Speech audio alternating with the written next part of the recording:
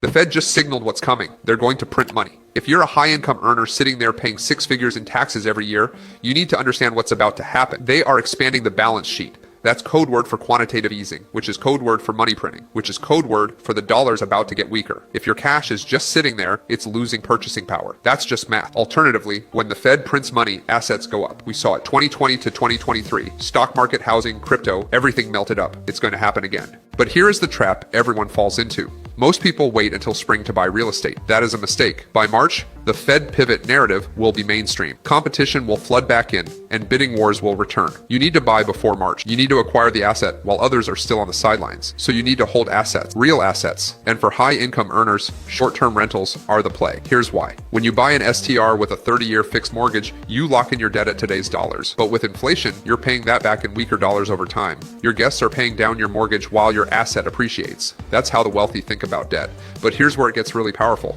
If you and your spouse make $300,000, $500,000 a year, you're probably paying $70,000 to $100,000 in federal taxes every single year, just going straight to the government. With a short-term rental and bonus depreciation, which just went back to 100% with the new tax bill, you can offset that W-2 income. On a $1 million property, you could get $300,000 to $400,000 in year one deductions, almost wiping out your entire W-2 income.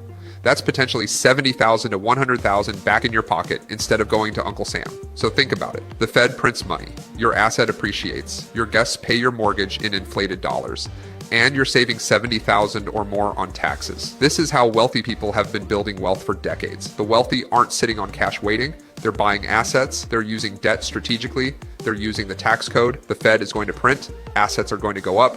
The question is, are you holding assets when it happens, or are you holding depreciating cash? Follow me and comment SMART below if you want to learn exactly how this works, and I'll send you my free training on the strategy.